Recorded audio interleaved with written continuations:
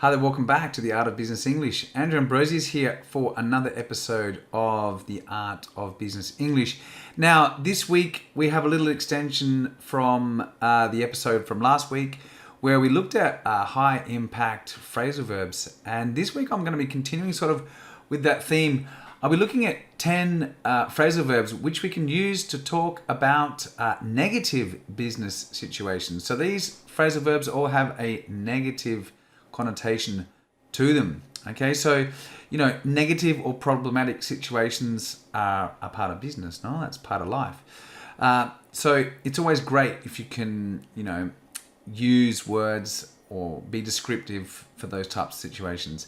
Often we only hear about all the good things that happen in people's businesses and all the positive things that happen in people's businesses.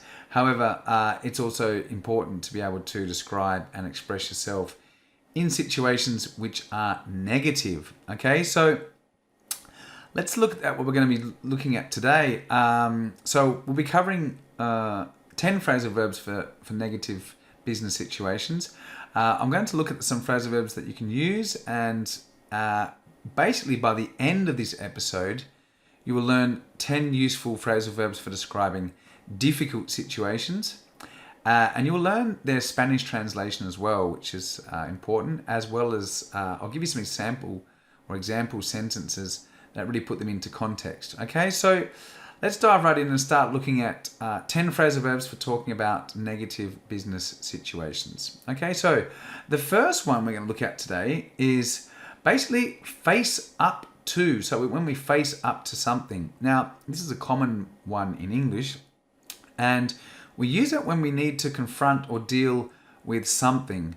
It's commonly used for situations which cannot be ignored anymore. So maybe you've been ignoring them for a while.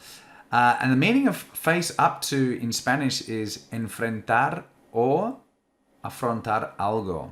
Okay, so enfrentar o afrontar algo. Now it's important to note that you must include the to.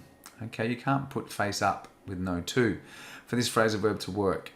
You can't just say face up because that has a different meaning. And we need to face up to things when we are dealing with the reality of a negative situation. For example, we might say we need to face up to the fact that we have lost almost all of the money that we have invested. Or we could say you need to face up to the reality that we are not going to meet our targets this quarter. Okay, so in these two examples, face up to the fact that and face up to the reality that are very common or very commonly used, and when we have been trying to ignore the reality of a situation or a negative situation. And the time has finally come to accept that things will probably not turn out the way that we wanted them to. Okay, so the next one then on our list is fall apart. Okay, so we can use this both in physical and emotional contexts. So by this, what I mean is something can physically fall apart, meaning it breaks into pieces and can no longer serve its original function. Or conversely, someone can fall apart emotionally, meaning they lose control. So depending on the context, you can use it in a number of different ways. I might also add that you can use it figuratively to describe a process or systems. And in this case, the Spanish word, or there are two meanings, or you can apply two words for it. And the Spanish ones would be desamarse or derrumbarse. Okay, so those are two that we could use in Spanish. So let's take a look at some examples to put this one into context. What we could say is if we don't make an attractive offer in the next 24 hours, this deal could fall apart and we will be left with nothing.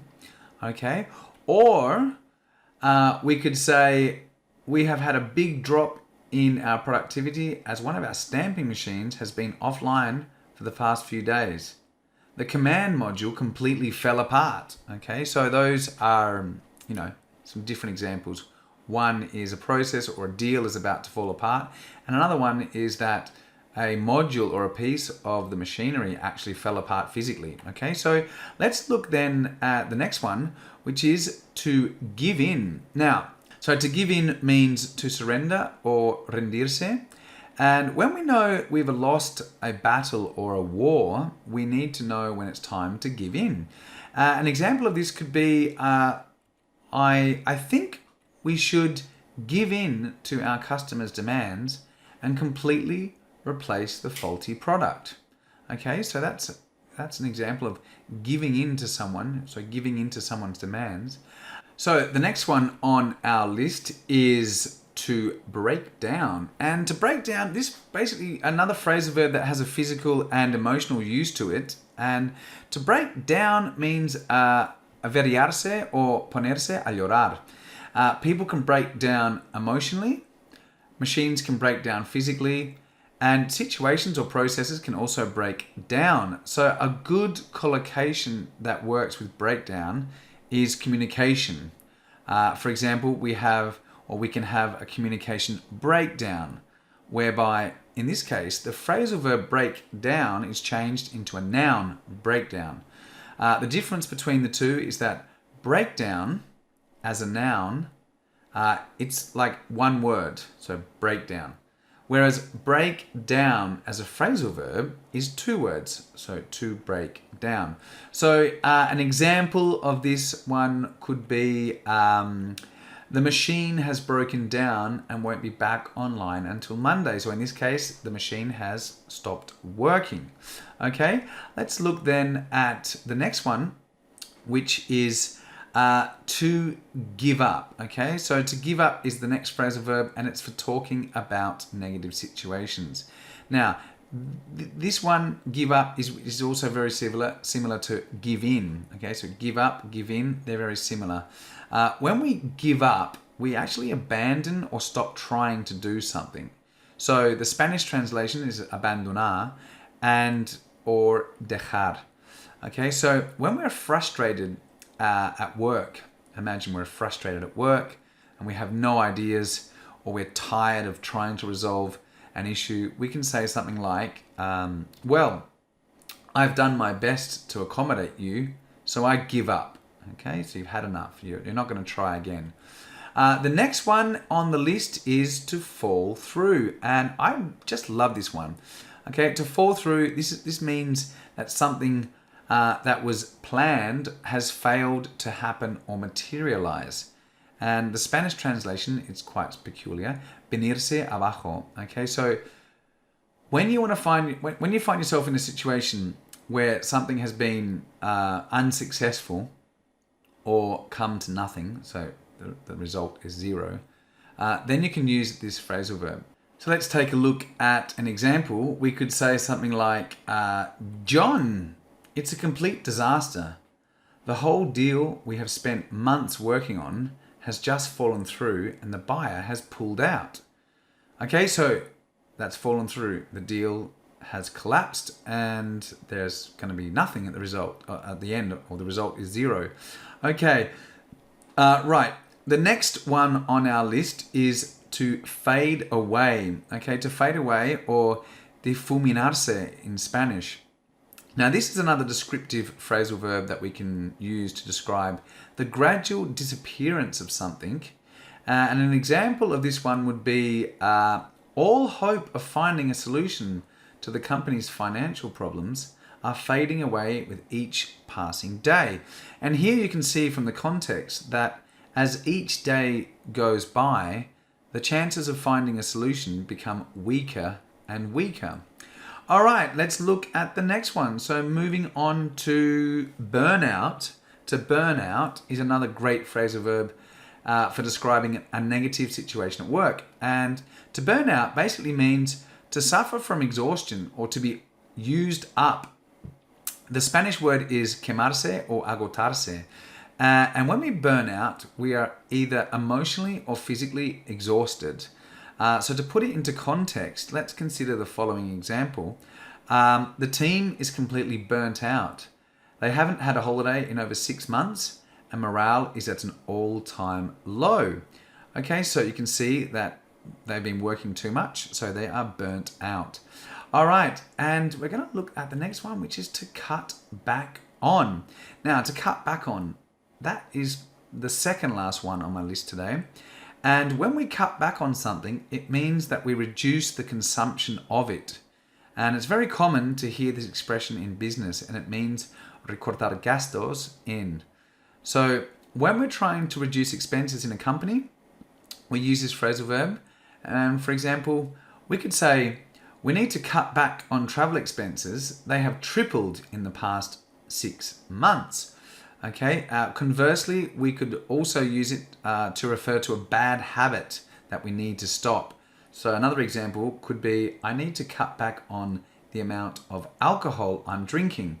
So you need to reduce the consumption of alcohol. So you can see from the above examples that it can be used to talk about expenses, or it can also be used about bad personal habits. All right, so let's look then at the last one. And this one's quite fitting. It's to close down. And it's a fitting phrasal verb for the end of the episode, because to close down actually means to cerrar, or close the doors of your shop or your business. And when a business can no longer continue to operate, then it's forced to close down. So here's an example. Despite months of negotiating with creditors, the company finally had to close down as it had no cash to continue operating. So you can see closing down is basically the company's gone bankrupt. It doesn't have any money to continue. And so that definitely is a bad business situation. And that actually ends today's episode. So that is the end of the 10 phrasal verbs for talking about negative situations at work.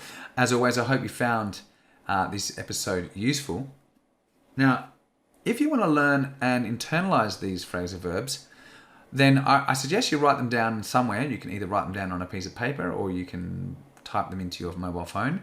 And just bring them with you to work. Try and use them in your next presentation, or your next meeting, or your next telephone call, your next email, anywhere. And I mean, now you've got the context, you know how or when to use them. So you just need to slip one in there into your next time you're speaking. And you'll start to internalize those.